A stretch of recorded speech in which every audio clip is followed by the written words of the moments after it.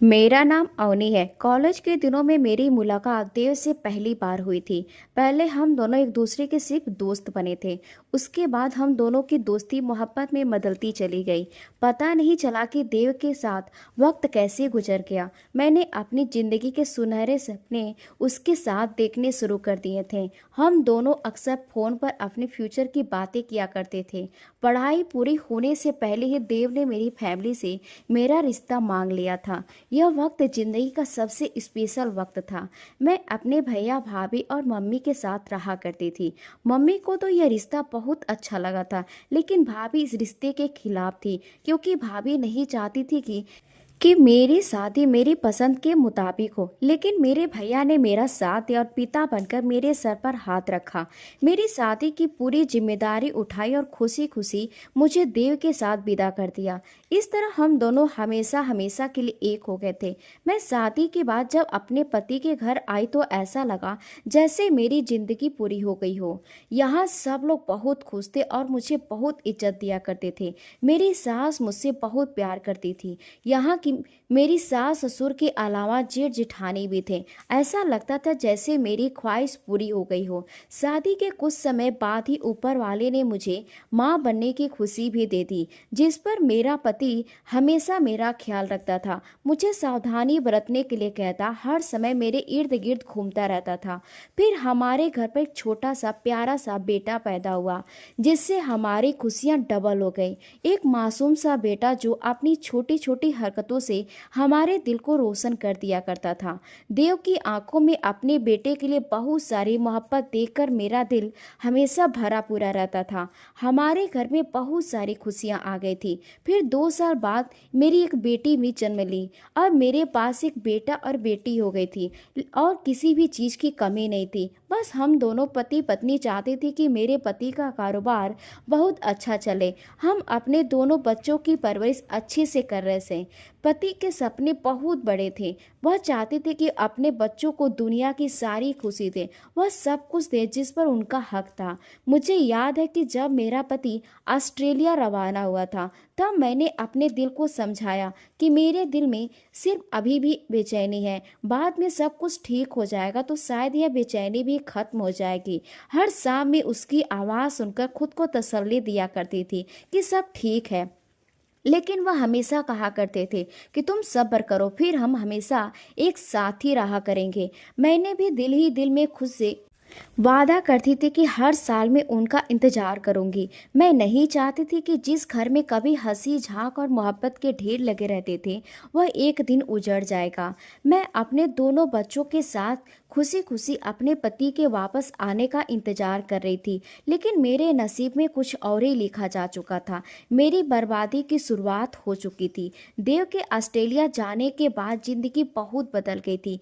पहले पहले तो हम फोन पर भी कभी देर तक बात किया करते थे। बच्चे भी अपने पिता की आवाज़ सुनकर खुश हो जाते थे। हर हफ्ते हर महीने मेरे पति मेरे और बच्चों के लिए कोरियर से गिफ्ट भेजा दिया करते थे। मेरे पति का पार्सल आता तो बच्चे बहुत खुश होते थे। कभी उनके लिए खिलौने होते, कभी कपड़े होते, तो कभी मेरे लिए मेकअप और कपड़े हुआ करते थे। कभी छोटे छोटे गिफ्ट जो मेरे दिल को सुकून दे जाते थे। देव कहते थे कि तुम फिक्र मत करो, यह तो बस एक छोटी सी शुरुआत है। जल्दी मैं तुम्हें और बच्चों को अपने साथ ऑस्ट्रेलिया ले आऊँगा। हम यहीं रहेंगे और यहीं एक छोटा सा घर खरीद लूँगा। मैं सपनों की दुनिया में जाने लगी थी। एक दिन मेरे बच्चे मेरे हाथों से खाना खा रहे थे। दोपहर का टाइम था और उनके सोने का समय हो रहा था। तभी अचानक मेरे मोबाइल की घंटी बजने लगी। मैंने जैसे ही फ़ोन रिसीव किया तो दिल खुशी से धड़क रहा था कि शायद देव ने मुझे कोई गुड न्यूज़ सुनाने के लिए फ़ोन किया होगा। मगर दूसरी तरफ फ़ोन पर कोई अजनबी इंसान बोल रहा था। उसने कहा कि आप अवनी जी बोल रही हैं, देव जी की पत्नी। मैंने उलझते हुए कहा कि जी। तो उन्होंने कहा कि हमें बड़े अफसोस के साथ आपको बताना पड़ रहा है कि आपके पति का एक्सीडेंट हो गया है। तभी मेरे हाथ से फ़ोन ज़मीन पर गिरते गिरते बचा था। मैंने कांपते हुए हाथों से मोबाइल को पकड़ लिया और कहा कि क्या मतलब है आपका, कैसा एक्सीडेंट, कहाँ है मेरे पति। तो दूसरी तरफ खामोशी छा गई थी। फिर नरम आवाज़ में कहा कि हम आपसे माफ़ी चाहते हैं, आपके पति की मौत हो गई है। यह सुनते ही जैसे मेरी दुनिया एक मिनट के लिए रुक सी गई थी। अपने आसपास का सब कुछ जैसे मुझे घूमता हुआ नजर आ रहा था। मैं दीवार का सहारा लेकर खड़ी रही। मेरे बच्चे खेल रहे थे, हंस रहे थे और मैं अंदर से टूटती जा रही थी। मन कर रहा था कि चीख कर रहूं, लेकिन आज जैसे मेरे गले में ही दब गई हो। मेरी सास जब मेरे कमरे में आई तो मैं उनसे सिर्फ इतना ही कहा कि देव नहीं रहे, और फिर मैं बेहोश होकर गिर गई। फिर घर में जैसे एक मातम सा छा गया था। होश आया तो पूरा घर शोक मना रहा था। घर में मोहल्ले के बहुत सारे लोग थे। घर वाले अफसोस में बैठे हुए थे। एक तरफ मेरी सास और जेठानी रो रही थी तो दूसरी तरफ मेरे ससुर और जेठ खामोशी से बैठे हुए थे। बच्चे जो कि अनजान थे, उन्हें पता ही नहीं था कि वह हैरानी से इधर उधर घूम रहे थे, और मैं जो हमेशा होश के आने के बाद फूट फूट कर रोने लगी। मोहल्ले की औरतें मुझसे अफसोस जता रही थी कि लेकिन मैं किसी की बात सुनने के काबिल ही नहीं थी। कुछ दिन इसी हाल में गुजर गए। लगभग 5 दिन के बाद खबर आई कि मेरे पति की लाश इंडिया आ रही है। मैंने खुद को संभालने की बहुत कोशिश की, लेकिन मेरे अंदर की कई हलचल थी। मैंने दरवाजे पर खड़ी रही, इंतजार करती रही। जब एम्बुलेंस से मेरे पति की लाश को लाया गया तो पूरा मोहल्ला इकट्ठा हो गया। मेरे ससुर, भाई और जेठ ने मिलकर मेरे पति की लाश को घर के अंदर ले आए। मुझे घर के सब लोग संभाल रहे थे। मैं आगे बढ़ने लगी तो सबने मुझे रोक लिया और कहा कि बेटा खुद को संभालो, लेकिन अब मुझे किसी की तसल्ली अच्छी नहीं लग रही थी। मैंने अपने पति की लाश की तरफ हाथ बढ़ाया। जब उनकी लाश से चादर हटाई गई तो चेहरा सामने आया। वह बड़ा ही खतरनाक था। लाश का चेहरा पूरी तरह से बिगड़ चुका था। यह देखकर मेरा दिल सब्र नहीं कर पा रहा था कि मेरा पति इस दुनिया से जा चुका है। मैं रोते हुए कह रही थी कि देव, तुमने तो मुझसे वादा किया था कि तुम वापस आओगे, मुझे अपने साथ लेकर जाओगे, लेकिन अब तो तुम अकेले ही दुनिया से चले गए। ऐसा कैसे कर सकते हो तुम मेरे साथ? लोगों ने बड़ी मुश्किल से मुझे वहां से हटा दिया। फिर उनके अंतिम संस्कार का समय हो गया था। मैंने खुद को संभाल के एक आखिरी कोशिश की, लेकिन अंदर से मैं खाली हो चुकी थी। मैं चीख चीख कर रो रही थी और अपने पति को याद करके रो रही थी कि तुम प्लीज वापस आ जाओ, लेकिन अब कोई मेरी पुकार सुनने वाला नहीं था। मेरे पति के बिना मेरा समय ऐसे ही गुजर रहा था जैसे जिंदगी में बिल्कुल सुकून ना रहा हो। कुछ दिन के बाद मेरे ससुराल वालों का बर्ताव भी बदलने लगा था। जो लोग पहले मुझे तसल्ली दिया करते थे, मुझ पर तरस खाया करते थे, मुझसे हमदर्दी किया करते थे, अब मेरी छोटी छोटी बातों पर इल्जाम देने लगे थे। मेरी सास और जेठानी मिलकर मुझे कड़वी बातें सुनाया करती थी। कहती थी कि तुम्हारी वजह से घर का माहौल ऐसा हुआ है, तुम्हारे कदम पहले से ही शुभ नहीं रहे। जिस दिन से शादी करके आई हो, अपने ससुर को बीमार कर दिया और हमारे बेटे को भी खा गई। मैं उनकी बातों की खामोशी से बर्दाश्त किया करती थी, क्योंकि मैं जानती थी कि एक चुप 100 चुप को हराता है। इस समय मेरे बच्चे असली सहारा थे। मुझे उनके लिए जीना था, खुद को मजबूत रखना था, लेकिन मेरे ससुराल वालों का बिहेवियर दिन पर दिन मेरे साथ सख्त होता जा रहा था। मैं बड़ी मुश्किल से उनकी बातों को बर्दाश्त कर रही थी। मेरी सास बात बात पर यही कहती थी कि मेरा बेटा जिस वजह से गया है, वरना आज जिंदा होता तो तेरी मनहूसियत ने सब कुछ बर्बाद कर दिया। एक दिन मैंने उनको जवाब दे ही दिया। मैंने चौंक कर उनकी तरफ देखा और उनसे कहा कि जिंदगी और मौत तो ऊपर वाले के हाथ में है, इसमें मेरा क्या कसूर है? मैंने भी तो अपना पति खोया है। मगर मेरी सास ने कहा कि नहीं, यह सब कुछ तेरी मनहूसियत की वजह से हुआ है। हम तो अपने बेटे से मना किया करते थे कि इस लड़की से शादी मत कर, मगर उसने हमारी मर्जी के खिलाफ जाकर तुझसे शादी कर ली। अब हमें उसका अंजाम भुगतना पड़ रहा है। मैं खामोश रहती और चुपचाप अपने बच्चों की देखभाल में लगी रहती, लेकिन अब तो मेरे लिए इस घर में 2 वक्त की रोटी भी मुश्किल पड़ रही थी। मैं जो किचन से जाकर अपने बच्चों के लिए खाना निकाल कर लाई थी, और उस पर जेठानी कहने लगी, ओ महारानी, मर गया है तुम्हारा पति, कोई जरूरत नहीं है अब ऐसे बेझिझक किचन के अंदर जाने के हिसाब से खाना दिया करो बच्चों को। अब यह घर सिर्फ मेरे पति की कमाई से चल रहा है। मैंने अपनी जेठानी से कहा, भाभी कभी मेरा पति भी तो इस घर में बहुत पैसा कमाकर अपने माता पिता के हाथ पर दिया करता था और आपके लिए भी तोहफे लाया करता था। मैं यह खाना अपने लिए नहीं बल्कि अपने बच्चों के लिए लेकर जा रही हूँ। और आप ही तो कहती थी ऊपर वाले ने आपको संतान नहीं दी, तो मेरे दोनों बच्चे आपके लिए आपकी संतान समान है। उन्होंने कहा कि हाँ, लेकिन अब दौर वैसा नहीं रहा। अब नहीं है मुझे तुम्हारे बच्चों से कोई हमदर्दी। उनके शब्द मेरा दिल बहुत दुखा रहे थे। मैं खामोशी से अपने बच्चों के लिए खाना लेकर कमरे में चली गई थी। खाना खिलाने के बाद बच्चों को सुलाने लगी, तभी मुझे बाहर से आवाज आने लगी। मेरी सास जोर जोर से चिल्ला रही थी और कह रही थी, यह सब कुछ अवनी के आने की वजह से हुआ है। अब बड़े बेटे का कारोबार भी नुकसान में चलता जा रहा है। पहले मेरे पति की पैरालाइज हो गई, फिर मेरा बेटा मर गया, अब बड़े बेटे के कारोबार का भी नुकसान हो गया। मैं कमरे के दरवाजे पे खड़ी उनकी सारी बातें सुन रही थी। मेरा मन कर रहा था कि उनसे कहूं कि आपके बेटे की मौत की जिम्मेदार मैं नहीं हूं। मैं तो आपके बेटे से मोहब्बत करती थी। उसी की जाने की वजह है कि आज आप लोग इतनी कड़क शब्द बोल रहे हैं। लेकिन मैं चुप रही। अब जब मैंने अपने बच्चों की तरफ देखा तो दिल खुद ब खुद सब्र करने पर मजबूर हो गया। मैं जानती थी कि अब मेरी मौजूदगी भी इन लोगों को बर्दाश्त नहीं हो रही है। लेकिन एक दिन तो मेरी सास ने हद ही पार कर दी। मैं कपड़े धो रही थी जब मेरी सास मेरे पास आई और मुझसे कहने लगी, उठ जा यहाँ से, चल अपने कपड़े निकाल और निकल जा यहाँ से, और साथ साथ अपने बच्चों को भी ले जा। मैं तुझे अब इस घर में और बर्दाश्त नहीं कर सकती। मैंने कहा, माँ जी क्या हो गया है, मैंने क्या कर दिया? तो उन्होंने कहा कि तूने जो किया है वह हमारे लिए बिल्कुल भी ठीक नहीं है। मोहल्ले के सारे लोग बातें बना रहे कि तू मनहूस है। तेरा मनहूस साया ही तू जब से हमारे घर पर पड़ा है, हमारे घर की बर्बादियां शुरू हो गई हैं। तेरे आने से पहले हमारे घर में हमेशा खुशहाली रहा करती थी। बेटे के मरने के बाद पता चला कि घर की बर्बादी की वजह तो तू ही है। मैंने अपनी आंखें बंद कर ली, शब्द मेरे होठों से निकलते निकलते रह गए। मैंने अपने बच्चों की तरफ देखा। मैं रो रही थी तो मेरे करीब आकर मुझसे लिपट गए। मेरा बेटा कहने लगा कि मम्मी अब हम कहाँ जाएंगे, दादी तो हमें घर से निकाल रही हैं। मेरी सास ने कहा कि मेरी बला से कहीं भी जाओ लेकिन मेरे घर में मत रहो। मैंने अपना दिल मजबूत किया और अपने बेटे से कहा कि बेटा तुम फिक्र मत करो, ऊपर वाला हमें जहाँ ले जाएगा हम वहाँ चलेंगे, लेकिन अब हम यहाँ नहीं रहेंगे। मेरी सास की नीयत कुछ और थी। कुछ दिन बाद सास ने मुझ पर आखिरी इल्जाम लगाया।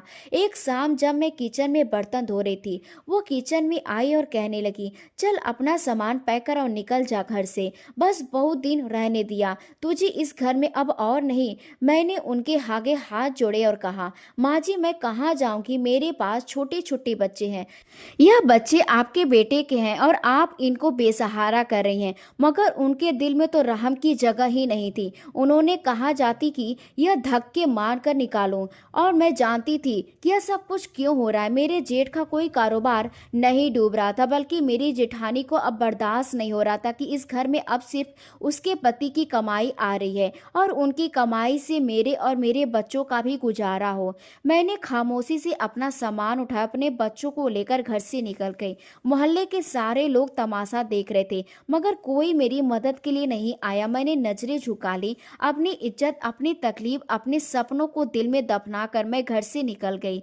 तभी मुझे घर के दरवाजे पर एक भीख मांगने वाली बूढ़ी औरत मिली। उसने कहा कि बेटा यह दुनिया बहुत बड़ी है, कहीं तो तुझे कोई समझने वाला होगा, तो हिम्मत मत हारना, ऊपर वाला हमेशा तेरे साथ है। यह वही भीख मांगने वाली औरत थी जिसे मैं हर रोज भीख दिया करती थी। लेकिन आज मेरी कंडीशन ऐसी हो गई थी कि मेरे पास इसे देने के लिए कुछ भी नहीं था, बल्कि वही मुझे दुआएं दे रही थी। मेरी आंखों में आंसू थे। मैं चुपचाप बच्चे को लेकर मोहल्ले की गलियों में निकल गई। मुसीबत ने मुझे बेसहारा कर दिया था, मगर मैंने फैसला कर लिया था कि मैं हार नहीं मानूंगी। मेरे पास एक पुरानी सी चादर में लिपटे कुछ कपड़े और बच्चों का कुछ सामान था। कुछ कदम चलने के बाद मुझे और बच्चों को थकान महसूस होने लगी। मेरी बेटी कंधे पर सर रखकर सो गई थी। उसे मैंने गोद में लिया हुआ था, लेकिन बेटा वो लड़खड़ाते हुए चल रहा था। थोड़ी देर मैं अपने बच्चे को लेकर एक पेड़ की छांव में बैठ गई, मगर वहां कुछ मर्द थे जो मुझे गलत नजरों से देख रहे थे। फिर मैंने अपने बच्चों को लिया और सड़क पार करने रोड तक आई थी, तो मुझे कोई रास्ता समझ नहीं आ रहा था। ऐसा लग रहा था जैसे हर कोई मेरा तमाशा देख रहा है, हर कोई मुझे इल्जाम दे रहा है। फिर मुझे घर के नीचे छांव नजर आया। सोचा कि कुछ देर वहां बैठ कर जाती हूँ ताकि बच्चों को पानी पिला सकूं। सामने से एक बूढ़ी औरत नजर आई।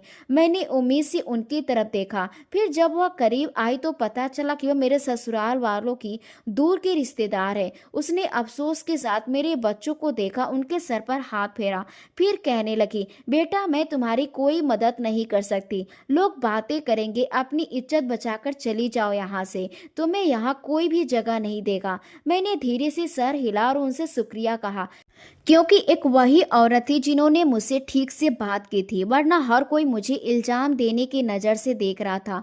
मैं आगे बढ़ गई और प्रार्थना करने लगी कि मेरे लिए कोई रास्ता खुल जाए, कोई मुझे सहारा दे दे। फिर चलते चलते मैं अपने मायके की तरफ चली गई, जहां मुझे एक उम्मीद थी। मैंने बच्चों को थाम कर रास्ता बदल लिया। मेरे कदम भारी हो चुके थे, मगर दिल में थोड़ी सी उम्मीद बाकी थी कि शायद भैया भाभी मुझे सहारा दे दे। जब मैं भैया के घर के सामने पहुंची तो मेरी सांस फूल चुकी थी। भैया का घर अभी वैसा का वैसा ही था, ऊंचा सा घर और बड़ा सा गेट। मैंने वहां पहुंचकर सिक्योरिटी गार्ड से कहा, मेरे लिए दरवाजा खोल दो, तो उसने दरवाजा नहीं खोला और कहने लगा कि आपको अंदर आने की इजाजत नहीं है, पहले मालकिन से इजाजत लेनी पड़ेगी। मैंने कहा कि जाकर बताओ कि अवनी दीदी आई हैं। गार्ड ने कहा कि नहीं। मुझे याद आया कि मालकिन ने कहा था कि तुम्हें अंदर नहीं आने देना है। मैं उनसे किस मुंह से इजाजत मांगूं तुम्हारे लिए, जब उन्होंने पहले ही मना कर रखा है। मैंने कहा कि हाँ गार्ड भैया,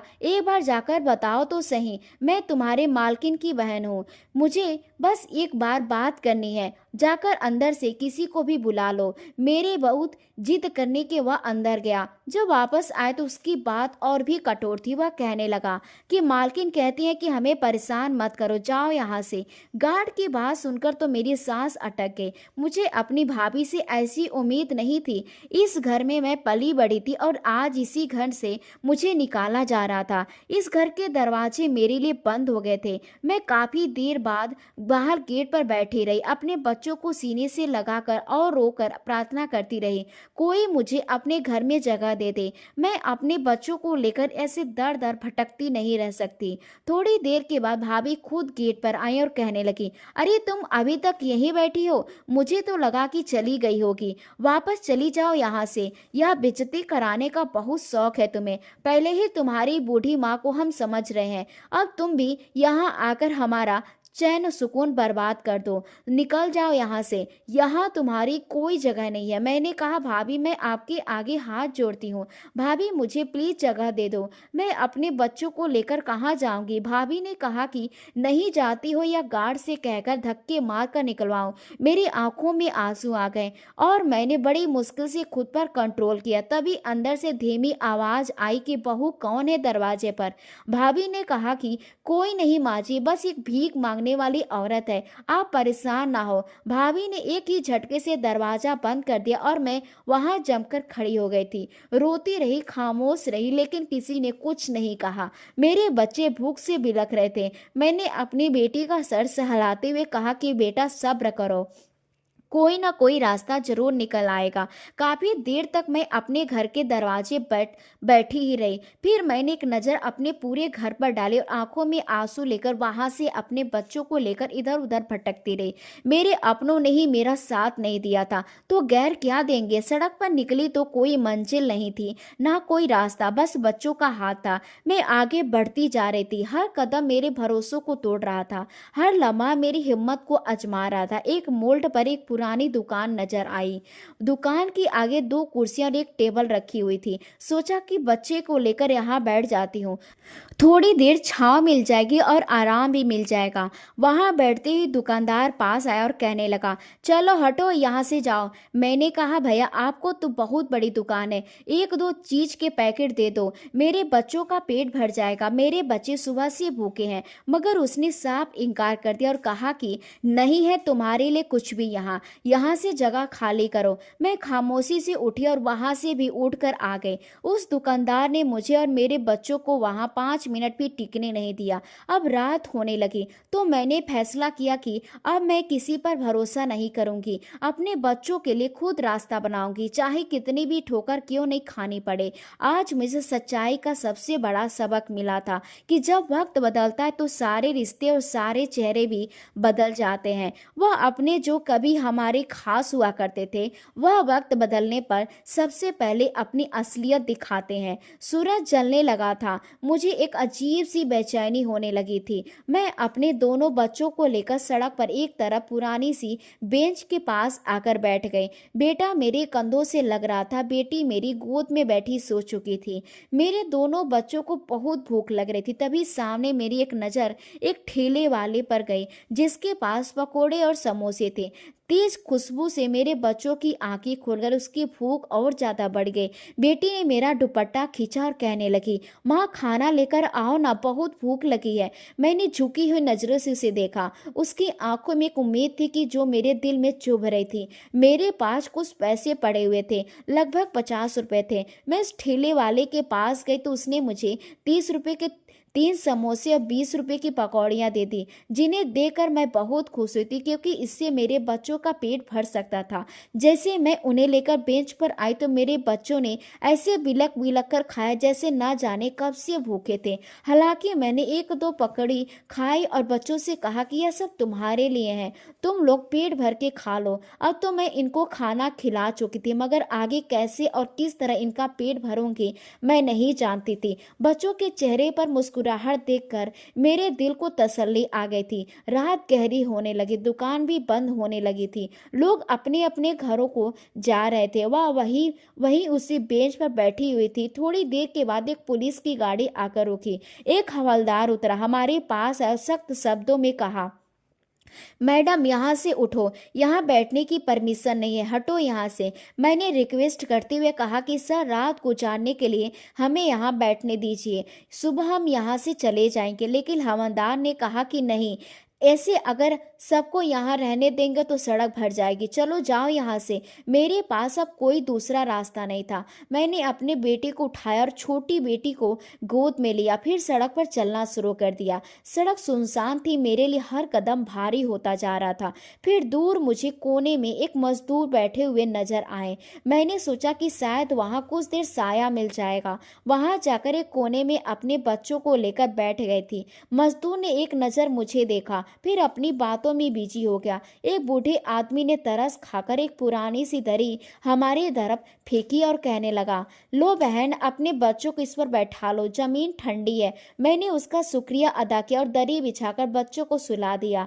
कुछ देर बाद एक औरत अपने एक बेटे के साथ वहां आई। उसके कपड़े भी फटे हुए थे, मगर आंखों की अजीब सी चमक थी। वह मेरे पास बैठते हुए कहने लगी, इधर नहीं हो क्या? मैंने हाँ में सर हिला दिया। उसने कहा, बहन यही हमारी दुनिया है, मैं भी तुम्हारी तरह बेसहारा हूँ, बस सड़क पर जहाँ जगह मिल जाए मैं वहीं सो जाती हूँ। उस औरत ने अपने थैलों से 2 सूखी रोटी निकाली और एक सफेद रंग की थैली में सब्जी थी। मेरी तरफ बढ़ाते हुए कहने लगी, लो खा लो, भूखी होगी, मैं मांग कर लाई थी। मैंने उसे मना करना चाहा, मगर उसने जबरदस्ती खाना मेरी तरफ कर दिया। मैंने उसका शुक्रिया अदा किया और दिल में सोचा कि इसकी कंडीशन भी मेरी ही जैसी है, तभी तो यह मेरी मदद कर रही है, क्योंकि इसे मेरी तकलीफ का अंदाजा हो रहा है। आज पहली बार मैंने जाना था कि भूख और इज्जत इंसान को किस तरह से रौंद देती है। मुझे तो नींद नहीं आई थी, मैं इसी तरह से बैठी रही। तभी कुत्ते आकर भौंकने लगे। बच्चों की आंखें खुल गई और डर कर मुझसे लिपट गए। मैंने हाथ से कुत्तों को दूर किया। एक आदमी ने कहा कि बहन, सड़क पर रात गुजारने वाले का सबसे पहले दुश्मन यही जानवर है, सावधान रहना। दिन निकल आया था, सब कुछ वैसा का वैसा ही था। मैंने सोच लिया था कि अब मैं भीख मांगने से भी नहीं शर्माऊंगी। अगर मुझे अपने बच्चों के लिए भीख मांगनी पड़े तो मैं वह भी करूंगी। मैं हर दरवाजा खटखटाऊंगी, हर बेइज्जती को बर्दाश्त करूंगी, मगर उन्हें भूखा नहीं सोने दूंगी। मैंने बच्चों को तैयार किया, बेटी के बाल बांधे और बेटी के कपड़े झाड़े और फिर बच्चों को लेकर बाजार की तरफ निकल गए। मुझे लगा कि यहाँ इतने सारे लोग हैं, कोई तो मेरी हालत पर रहम करेगा। मैं बाजार के किनारे पर खड़ी हो गई थी। मैंने बच्चों को वहां बैठा दिया और खुद झिझकते झिझकते बाजार में चलना शुरू कर दिया।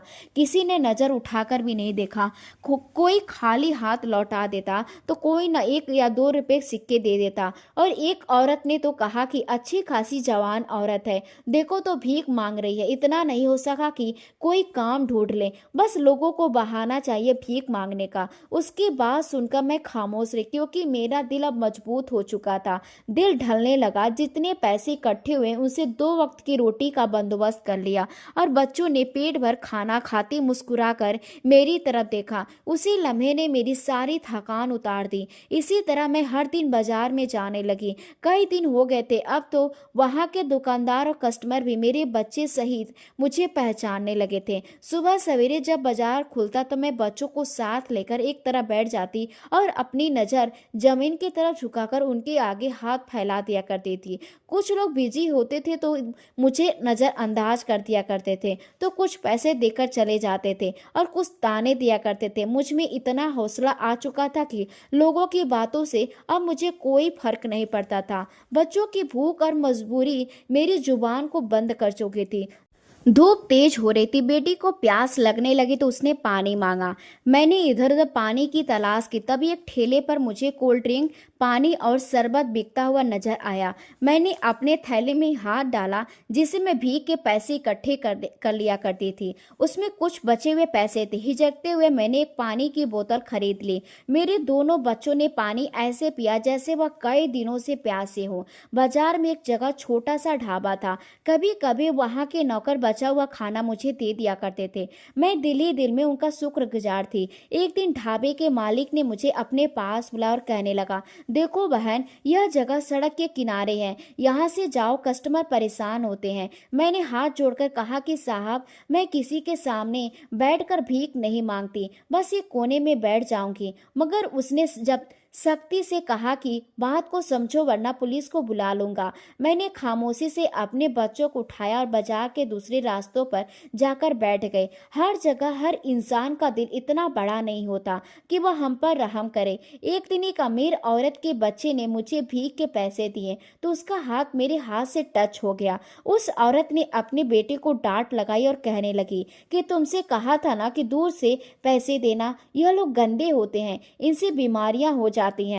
मेरी आंखों में आंसू आ गए और मैं सोचने लगी, अच्छा तो गरीबी बीमारियों का रास्ता भी होती है। एक दिन मैं भीख मांगने के लिए अपने बच्चों को लेकर सब्जी मंडी चली गई। वहां पर एक सब्जी वाले ने मुझसे कहा कि बहन, थोड़े खीरे बचे हैं, घर ले जाओ, खा लेना। मैं खुश हो गई। जैसे ही मैंने खीरों को अपने हाथ में लिया तो देखा कि सारे के सारे खीरे खराब थे, मगर मेरा और मेरे बच्चों का पेट भरने के लिए वह काफी थे। मैंने और बच्चों ने सही सही खीरे निकाल कर खा लिए और बाकी फेंक दिए। यही बहुत था कि उस इंसान ने मुझे कुछ तो दिया था। कुछ दिन और इसी तरह से गुजर गए। अब मौसम ठंडा होने लगा था, सर्दी धीरे धीरे आ रही थी। मेरे बच्चों की हालत दिन पर दिन खराब होती जा रही थी। कभी बुखार, कभी खांसी। मैंने कोशिश की कि अपने बच्चों को दवाई दिला सकूं, किसी डॉक्टर के पास ले जा सकूं। मेरे पास पैसे नहीं थे। इस दिन इसी तरह से गुजर रहे थे, कभी उम्मीद की किरण, कभी मायूसी की चादर। लेकिन मैंने ठान लिया था कि अपने बच्चों के लिए हर मुसीबत से लड़ जाऊंगी, लेकिन उन्हें कभी भूखा नहीं सोने दूंगी। बाजार की सड़कों पर बैठे बैठे मुझे कई दिन गुजर गए थे। अब लोगों के चेहरे में एक ही नज़र पड़ गया था कि कौन मुझ पर रहम खा रहा है और कौन मेरा तमाशा देख रहा है। मगर फिर भी मैं सुबह से शाम इसी उम्मीद में बैठी रहती थी कि कभी तो मेरे दिन बदलेंगे, कभी तो कोई चमत्कार होगा। एक शाम बाजार बंद हो चुका था, सड़क पर अंधेरा था। मैंने बच्चों को संभाला और चल पड़ी। सर्दी बढ़ने लगी थी। खुले आसमान के नीचे रात गुजारना अब मुश्किल होता जा रहा था। बेटी का बुखार बढ़ गया, उसका शरीर तप रहा था। वह कभी हल्की सी सिसकारती मारती तो कभी काँप उठती। चलते चलते मैंने देखा कि एक पुरानी छोटी सी दुकान थी जिसका दरवाजा टूटा हुआ था और अंदर कचरे का ढेर लगा हुआ था, मगर चारों तरफ दीवार और छत थी। मैंने सोचा कि यहाँ चली जाऊंगी तो सर्दी से बच जाएंगे और अपने बच्चों को लेकर वहां चली गई। देखा तो चारों तरफ कचरा ही कचरा था। मैंने अपने दुपट्टों के एक तरफ का कचरा साफ किया और वहां पर कुछ पुराने कार्टन पड़े हुए थे, उन्हें जमीन पर बिछाया और बेटी को गोद में लेकर बैठ गई। बेटे को वहीं लेटने के लिए कहा। मेरे दोनों बच्चे बहुत थक चुके थे, उनको देखकर मुझे बहुत तरस आता था। मैं दोनों का सर सहलाने लगी। मैंने अपने फटे हुए दुपट्टे को बच्चों पर डाल दिया ताकि सर्दी से बच सके। जागते जागते सारी रात गुजर चुकी थी। बेटी का बुखार कम होने का नाम ही नहीं ले रहा था। ना कोई दवाई थी, ना कोई डॉक्टर।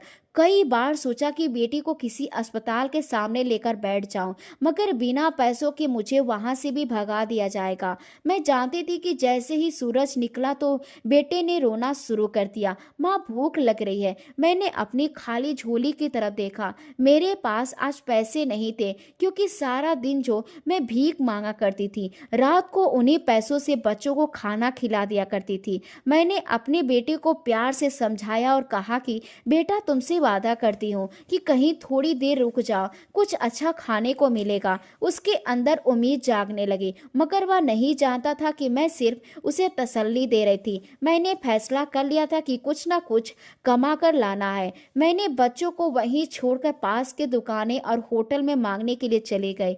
हर जगह एक ही जवाब मिला कि काम वाली चाहिए, मगर तुम्हारे जैसे नहीं, उसकी हालत ठीक होनी चाहिए। तुम तो बड़ी गंदी हो, कपड़े भी गंदे हो रहे हैं, तुम्हें तो कोई अपने घर में भी नहीं रखे। काम देना तो दूर की बात है। और आते जाते लोगों को तरसती हुई नजरें से देखती रही। बेटी का शरीर अभी जल रहा था। मन कर रहा था कि खुद को नोच डालूं, लेकिन सब्र करने के सिवा कोई रास्ता नहीं था। धूप तेज हुई तो मैंने धूप की जगह पर बैठकर मांगना शुरू कर दिया। एक अमीर बूढ़े आदमी ने मुझे पूरे 500 रुपये दिए तो किसी ने कुछ सिक्के दिए। मैं जल्दी से उठी और फौरन होटल की तरफ चली गई। वहां से खाना लिया और अपने बच्चों के सामने रखा तो उनकी आंखों में खुशी की लहर दौड़ गई, जैसे दुनिया की सारी दौलत उनके पास आ गई हो। वह अपने छोटे छोटे हाथों से खाना खाने लगे। उन्होंने अपने हाथों से मुझे भी खाना खिलाया। बस कुछ उसी तरह से रोते रोते दिन गुजर रहे थे। मैं अपने हर आने वाले दिन के लिए प्रार्थना किया करती थी। सब्जी मंडी में जो आदमी सब्जी भेजा करता था, वह अपने ठेले की बची हुई सब्जियां जैसे टमाटर, खीरा, मूली, गाजर, भले ही वह खराब और सड़े हुए होते हैं, लेकिन उनमें से छांट छांट कर हम 2-3 सब्जी निकाले लिया करते थे।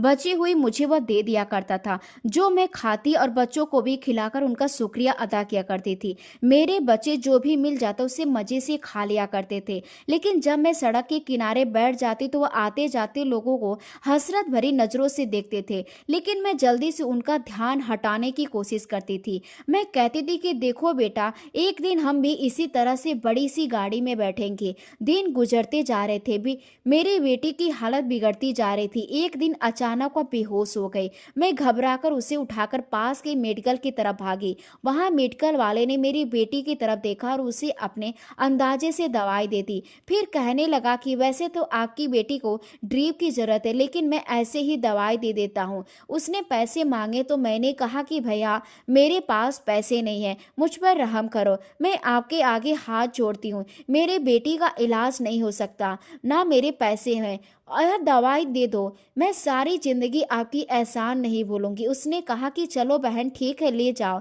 यह दवाई लेकर मैं वह फौरन अपनी बेटी की तरफ गई। टंकी से पानी बोतल में भरकर अपनी बेटी को जैसे तैसे दवाई खिलाई। अगली सुबह जब मेरी बेटी सोकर उठी तो उसकी तबीयत बेहतर थी, लेकिन वह काफ़ी कमज़ोर हो गई थी। मैंने फैसला कर लिया था कि अब बच्चों को सड़कों पर नहीं घसीटूंगी, मगर कहीं और जाने का मेरे पास कोई रास्ता नहीं था। मेरे पास थोड़े से पैसे जमा हो चुके थे। मैं बार बार बच्चों को समझा रही थी कि ज़्यादा शोर ना करो ताकि हमें कोई धुतकार ना सके, क्योंकि मैं एक छोटी सी दुकान के आगे बैठ जाया करती थी। यह एक नया दुकान व्यापारी था, इसलिए मुझसे कुछ नहीं कहता, मगर मैं जानती थी कि कुछ दिनों बाद यह भी मुझे अपनी दुकान के आगे से हटा देगा। एक दिन दुकान के के आगे एक बड़ी सी गाड़ी आकर रुकी। दरवाजा खुला, एक इंसान बाहर निकला। मैंने उसे ध्यान से देखा तो मेरे होश उड़ गए। वो चेहरा जो मैं सपनों में देखती थी, जो मेरी हर प्रार्थना की वजह होता था। देव, यह बिल्कुल मेरे पति के जैसा लगा, मगर उसकी हालत बिल्कुल अमीर लोगों के जैसी थी। मेरी आंखें उस पर यकीन करने से इनकार कर रही थी। मैंने जल्दी से अपने बच्चों को वहीं बैठा रहने के लिए कहा। मैं खुद उसके पीछे पीछे जाने लगी। मैंने थोड़ी दूर पर जाकर उसे आवाज दी, देव। उसने मेरी तरफ देखा। मैंने उम्मीद भरी नजर उस पर डाली कि शायद वह मुझे पहचान जाए, मगर उसके चेहरे पर ना कोई पहचान, ना कोई हैरानी थी। उसने उलझन से मेरी तरफ देखा और कहने लगा, देखकर नहीं चल सकती। उसके बाद से मेरी दुनिया एक बार फिर से उजड़ गई। मैं कांपती हुई आवाज में कहा कि मैं तुम्हारी पत्नी हूँ अवनी। उसने हैरानी से मुझे देखा और कहने लगा, क्या बकवास कर रही हो? मैं कोई देव नहीं हूँ, मेरा नाम आदित्य है।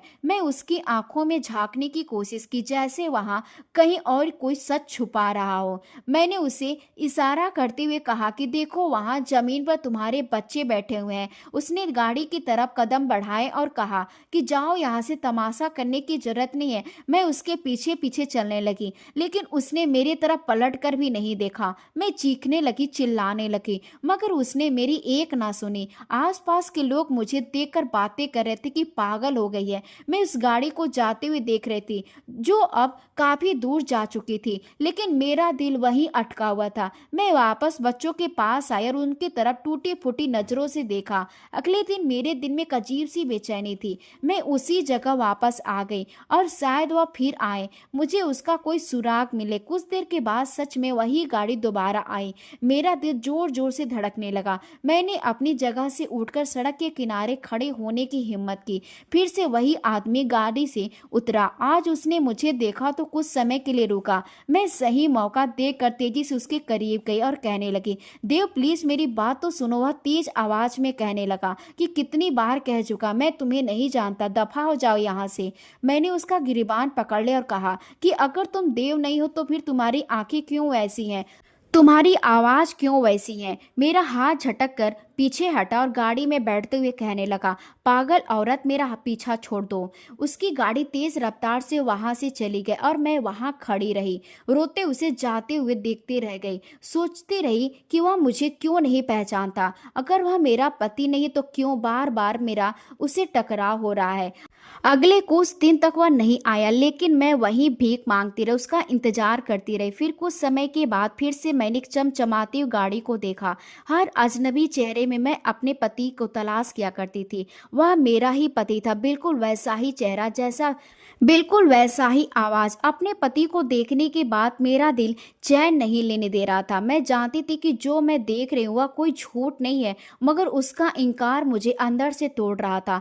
फिर भी मैंने हार नहीं मानी और उस दिन भी मैं उसके सामने नजर जाकर खड़ी हो गई। आज तो मैं अपने बच्चों को अपने साथ ले गई थी और बिल्कुल उसके सामने खड़ी हो गई। मैंने कहा, देव एक बार मेरी आंखों में देखो, सच छुप नहीं सकता। उसने चिढ़ते हुए कहा कि कितनी बार कहा चुका हूँ, मैं देव नहीं हूँ, मेरा नाम आदित्य है। अपनी इज्जत का कुछ ख्याल करो और दफा हो जाओ यहाँ से। मैंने उसके आगे हाथ जोड़ते हुए कहा, अगर तुम मेरे पति नहीं हो तो फिर क्यों मेरी आत्मा तुम्हें पहचान रही है? क्यों मेरे दिल में यकीन है कि तुम मेरे पति ही हो? उसके चेहरे पर उलझन भरे एक्सप्रेशन आ गए। अब की बार उसकी नजरें खाली थी। मैंने कहा कि मैं तुम्हारे आगे हाथ जोड़ती हूँ, अपने दिमाग पर जरा जोर देने की कोशिश करो, पिछली बातें याद करने की कोशिश करो कि तुम्हारे साथ मेरी शादी हुई है और यह अंश और अंशिका है, हमारे बच्चे। एक बार अपनी आंखें बंद करके अपने दिल की सुनो। उसने मेरा कहना मान लिया और अपनी आंखें बंद की। कुछ लम्हे ऐसे गुजरे जैसे दुनिया थम गई हो। फिर उसने होठों से धीरे धीरे कहा कि अवनी। मैंने अपने आंसुओं पर कंट्रोल करते हुए कहा कि हाँ, मैं तुम्हारी अवनी हूँ। उसने अपनी आंखें खोली। अब उसकी आंखों में अजनबी याद नहीं बल्कि पहचान थी। उसने कहा कि मैं याद कर पा रहा हूँ, मेरे साथ एक हादसा हुआ था, मैं खून से सना हुआ था। वो बोलते बोलते अचानक रुक गया। मैंने धीरे से कहा कि हाँ, तुम ऑस्ट्रेलिया गए थे और वहां तुम्हारा एक्सीडेंट हो गया था। उसने अपना सर पकड़ लिया और कहने लगा, मेरे सर में बहुत तेज दर्द हो रहा है। उसने फिर से कहा कि हाँ, मेरा एक्सीडेंट हुआ तो मैं अस्पताल चला गया था। जब मुझे होश आया तो मैं किसी अजनबी इंसान के घर में था, एक बड़ा सा बंगला। उन लोगों ने कहा कि मैं उनका बेटा हूँ। मैंने अपने आप को आईने में देखा तो पहचान नहीं सका। मेरा चेहरा बिगड़ चुका था, मेरी आंखें खुल नहीं रही थी। वह बोलता, दरअसल जिस लड़के का एक्सीडेंट हुआ तो उसके बेटे का चेहरा पूरी तरह से बेकार हो गया था और वह मेरे पति के साथ ही ऑस्ट्रेलिया में नौकरी किया करता था। उन्होंने मेरे पति को एक्सीडेंट के बाद अपने घर में रख लिया। उसकी याददाश्त चली गई तो उन्होंने उनको बताया कि वह उनका बेटा है, लेकिन असल में उनका बेटा मर चुका था। मेरे पति ने कहा कि कुछ दिन मैं उन लोगों के साथ रहा और जब मेरी मेडिकल कंडीशन ठीक हुई तो उन्होंने मुझे बेटा मान लिया। मैं भूल गया था कि मेरी असली पहचान क्या है। उसने अपने आंसू साफ करते हुए कहा, मैं तुम्हें भूल गया था अवनी। उसने एक झटके से मुझे अपनी तरफ खींच लिया और मुझे गले से लगाकर फूट फूट कर रोने लगा। फिर उसने बच्चों को देखा और बच्चों को भी गले से लगा लिया। मेरे बच्चे भी उसे देखकर बिलक बिलक कर रोने लगे। काफी समय के बाद बच्चों को पिता की मोहब्बत नसीब हुई थी। वह जोर जोर से रो रहे थे कि मैं अपने परिवार को भूल गया था, अपने बच्चों को भूल गया था। ऐसे कैसे हो सकता है। बीच सड़क पर हम सभी आपस में लिपटकर जोर जोर से रो रहे थे। मेरे पति ने मेरी तरफ देखा और कहने लगे, अवनी मुझे माफ कर दो, मैं नहीं जानता था कि मेरे भूलने से तुम्हारी क्या हालत हो जाएगी। मैंने धीमी आवाज में कहा, मैंने कभी तुमसे शिकायत नहीं की, बस तुम्हारे वापस लौटने की प्रार्थना करती रही, लेकिन ऊपर वाले ने मेरी प्रार्थना सुन ली है। वो बच्चों की तरफ देखने लगा। उसने अपने दोनों बच्चों को अपने बाहों में भर लिया और कहने लगा, यह मेरे बच्चे हैं, मैं उनसे बहुत प्यार करता हूँ। मेरे बच्चों को मेरी वजह से बहुत सारी परेशानियों का सामना करना पड़ा, मगर मैं अब वादा करता हूँ ऐसा कभी कुछ नहीं होगा। मेरा पति मुझे और अपने बच्चों को अपने साथ अपनी बड़ी सी चमचमाती गाड़ी में बैठा कर एक बड़े से होटल में ले गया। हम सब ने वहाँ रात गुजारे। मुलायम बिस्तर, गर्म खाना और यह सब हमारे लिए बहुत बड़ी खुश नसीबी थी। ऐसा लग रहा था जैसे बहुत समय के बाद बिस्तर नसीब हुआ है। दोनों बच्चों तो गहरी नींद में सो रहे थे। सारी रात मेरा पति कभी मुझे देखता रहा तो कभी बच्चों को। उन्होंने कहा कि अवनी, मैं बहुत शर्मिंदा हूँ कि तुम्हें कितनी सारी परेशानियों का सामना करना पड़ा, लेकिन तुम्हारे साथ यह सब कुछ कैसे हुआ? तुम घर छोड़कर क्यों सड़क पर आ गए? फिर मैंने रोते अपने पति को हर हकीकत के बारे में बताया, हर उस इंसान की हकीकत के बारे में बताया जिसने मुझे और मेरे बच्चों को धुतकार दिया था।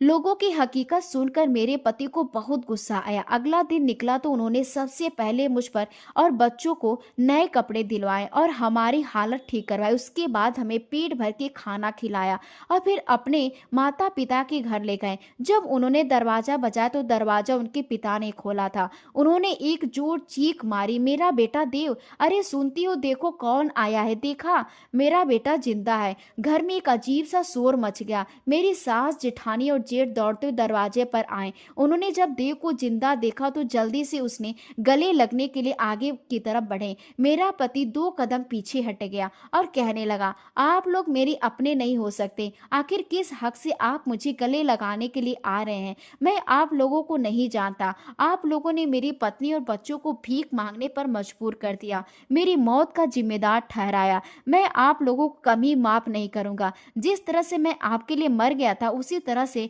मैंने आपको भी मरा हुआ समझ लिया।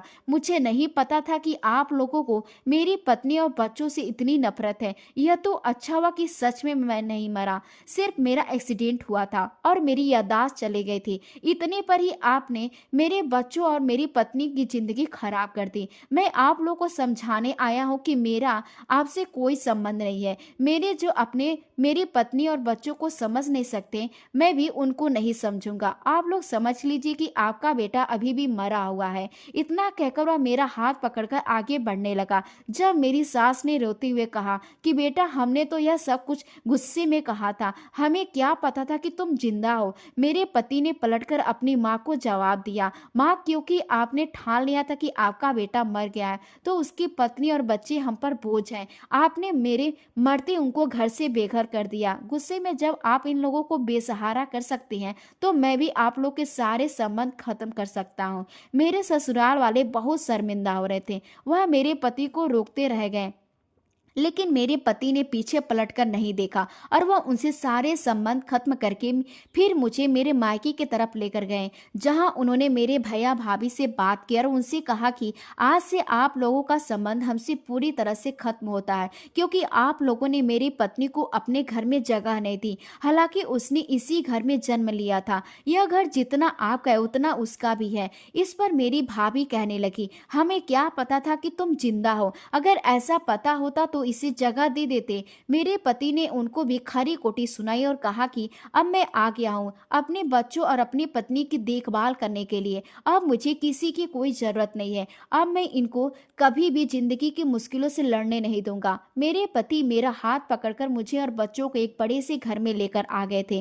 कहने लगे कि ऑस्ट्रेलिया से आने के बाद मैंने यह घर खरीदा था और मैं यहाँ पर रहता हूँ। बच्चे वो घर देखकर जोर जोर से खुशी से उलझने लगे और उन्हें यकीन नहीं हो रहा था कि यह उनका घर है। मैं रोने लगी और ऊपर वाले से शुक्रिया अदा करने लगी। किस तरह से उन्होंने मेरी जिंदगी से परेशानियों को निकाल दिया। मुझे मेरा पति भी वापस दे दिया और मेरे परिवार की खुशियां भी। मेरे पति की याददाश्त तो पूरी तरह से आ चुकी थी, लेकिन आज भी वह शर्मिंदा होते हैं कि उनके पीछे मैंने और अपने बच्चों को कितना बुरा समय गुजारा है। मैंने यह जान लिया कि हर इंसान का वक्त एक जैसा नहीं होता। मेरे पति के पास अब काफी दौलत भी थी। यह बात जब उनके घर वालों को पता चली तो वह उनसे कई बार माफी मांगने के लिए आए, लेकिन मेरे पति ने अपने घर वालों को साफ मना कर दिया। उनका कहना था कि मेरे परिवार ने जो परेशानी सही है उनके लिए मैं कभी किसी को माफ नहीं कर सकता। मैं जो कभी बुरे समय में लोगों का असली चेहरा देख चुका था, अब जान गई हूँ कि हर इंसान को अपने कड़े समय के लिए तैयार रहना चाहिए, क्योंकि कोई किसी का अपना नहीं होता। जब अपना हमारा बुरा समय आता है तो कोई हमें समझने के लिए आगे नहीं बढ़ता। मैं जो हमेशा हर किसी के साथ मोहब्बत से पेश आया करती थी, अब लोगों से दूरी बनाकर रखती हूँ, क्योंकि जान गई हूँ कि अच्छे समय में भी लोगों से दूरी बनाना बेहतर है, क्योंकि बुरा समय आने में देर नहीं लगती। बुरा समय आएगा तो लोगों से खुद ही दूरी बनी रहेगी। मुझे उनके करीब जाने की इतनी शिद्दत ना होगी। खैर, मैंने पति देव मुझे और मेरे बच्चों को लेकर उस बड़े खूबसूरत घर में आ गए थे। घर की हर चीज चमक रही थी और बच्चों की हंसी से गूंज रही थी। यह घर देव ने ऑस्ट्रेलिया से लौटने के बाद अपनी याददाश्त खोने से पहले खरीदा था, जहाँ उसे उसके दोस्त का परिवार मिला था। अगले कुछ हफ्तों में हमारा जीवन पूरी तरह से बदल गया। देव ने मुझे और बच्चों को यह सब कुछ दिया जिसके हम हकदार थे। अंश और अंशिका को एक अच्छी स्कूल में दाखिला मिल गया। स्कूल से लौटकर वे घंटों अपने पापा के साथ खेलते, जो अपनी छूटी हुई पिता की भूमिका को हर पल जी रहे थे। देव ने अपना सारा ध्यान अपने परिवार पर केंद्रित कर दिया था। मैं भी अब अवनी थी, एक पत्नी और माँ, ना कि सड़कों पर भीख मांगने वाली मजबूर औरत। मैंने अपने आत्मविश्वास को वापस पाया। देव ने मुझे प्रोत्साहित किया कि मैं भी अपनी पसंद का कोई काम शुरू किया। मैंने सोचा, मैं अपने बेटी को भूखी और बीमारी से जूझते हुए देखा और खुद को लोगों की कठोरता का सामना करते हुए देखा है। मेरा बुरा वक्त एक सबक था। अब मैं दूसरों की मदद करना चाहती हूँ। मैंने देव से बात कर हमने मिलकर एक फाउंडेशन बनाने का फैसला किया। यह फाउंडेशन उस बेसहारा माताओं और बच्चों की मदद करेगा जिन्हें सड़कों पर रहने को मजबूर होना पड़ता है। देव ने मेरी इच्छाओं का पूरा समर्थन किया। हमने कुछ पुराने बड़े घरों को किराए पर लिया और उन्हें आश्रय स्थलों में बदल दिया। आश्रय स्थल की जिम्मेदारी मैंने खुद संभाली। मैं उन माताओं से मिली जिनकी दर्द भरी कहानियां मैं सुनी और उन्हें सहारा दिया। भोजन और कपड़े, हमने सुनिश्चित किया कि हम किसी भी बच्चे को भूखा न सोना पड़ेगा। शिक्षा और कौशल माताओं को कौशल विकास का परीक्षण दिया जाएगा ताकि वे आत्मनिर्भर बन सके। बच्चों के लिए शिक्षा की व्यवस्था की गई। चिकित्सा सहायता जो मेरी बेटी के साथ हुआ किसी और के साथ ना हो, इसलिए आश्रय स्थलों की नियमित चिकित्सा जांच और मुफ्त दवाइयों की व्यवस्था की गई। जब मैं पहली बार एक माँ को अपने बच्चों को पेट भर खाना खिलाते हुए देखती तो मुझे अपने पुराने दिन याद आते थे। मेरे दिल को सुकून मिलता था कि मैं किसी और अवनी की जिंदगी को बदल रही हूँ। एक शाम जब देव घर पर नहीं थे तो दरवाजे पर दस्तक हुई। मैंने दरवाजा खोला तो सामने मेरी सास और ससुर खड़े थे। वे दोनों रो रहे थे और उनकी हालत देखकर लग रहा था कि वे अब भी शर्मिंदा है। मेरी सास ने आगे बढ़कर मेरे पैर छूने की कोशिश की। अवनी, हमें माफ कर दो। हमें अब एहसास हो गया कि हमने कितनी बड़ी गलती की थी। जब से देव ने हमसे नाता तोड़ा है, हमारी नींद उड़ गई है। हमने तुम्हारी दौलत की वजह से नहीं बल्कि अपने बेटे की मोहब्बत में तुम्हें ढूंढा है। मैंने उन्हें रोका और कहा, माँ जी, मैंने आपको और बाकी सबको उसी दिन माफ कर दिया था जिस दिन मुझे मेरे पति वापस मिले थे। लेकिन रिश्ते दिल से जुड़ते हैं, मजबूरियों से नहीं। आपने मेरे और मेरे बच्चों के साथ जो व्यवहार किया उसने हमारे रिश्ते की डोर को तोड़ दिया है। उस टूटी हुई डोर को फिर से नहीं जोड़ा जा सकता। वे गिड़गिड़ाते रहे लेकिन मैंने दृढ़ता से कहा, आप लोग आराम से घर वापस जाइए। देव ने फैसला कर लिया है। अब हम अपनी नई जिंदगी में खुश हैं। आप हमें अब और शर्मिंदा ना करें। उन्होंने निराशा से सिर झुकाया और वापस चले गए। मैंने दरवाजा बंद किया, गहरी सांस ली। मैंने देव से उनके बारे में कुछ नहीं बताया क्योंकि मैं नहीं चाहती थी कि उनका पुराना घाव फिर से हरा हो। मैंने अपने अतीत को अपने ताकत बना लिया था। मैं जान गई थी कि बुरा वक्त सिर्फ लोगों का असली चेहरा दिखाई नहीं देता बल्कि हमें मजबूत और दयालु बनाने में भी आता है। मेरी प्रार्थना और सहनशीलता ने मुझे वह सब कुछ दे दिया जो मैंने खोया था। बच्चों को जब भी कोई मुश्किल आती तो मैं उन्हें अपनी कहानी सुनाती और कहती, देखो बेटा, हमारे जीवन में बुरा वक्त भी आता है लेकिन अगर हम हिम्मत ना हारे तो अच्छे काम करते रहें तो ईश्वर हमेशा हमें एक बेहतर रास्ता दिखाता है। आज जब मैं अपने परिवार को देखती हूँ, देव, अंश और अंशिका, तो मेरा दिल कृतज्ञता से भर आता है। सड़क पर भीख मांगते समय जो हसरत मेरी आंखों में थी अब वह संतुष्टि में बदल चुकी थी। मुझे एहसास हुआ कि सबसे बड़ी दौलत पैसा नहीं बल्कि परिवार का प्यार और खुशी होती है। खैर, समय तेजी से बीतता गया। देव और अवनी का जीवन अब पूरी तरह से स्थिर और खुशहाल था। अंश और अंशिका बड़े हो गए थे। दोनों ही अपने माता पिता की सेवा भाव को देखकर प्रेरित थे। देव अपने व्यापार को कुशलता से संभाल रहे थे और अवनी अपने फाउंडेशन सहारा के माध्यम से सैकड़ों रोगियों को रोशनी दे रही थी। एक शाम देव को उनके गांव से एक फोन आया।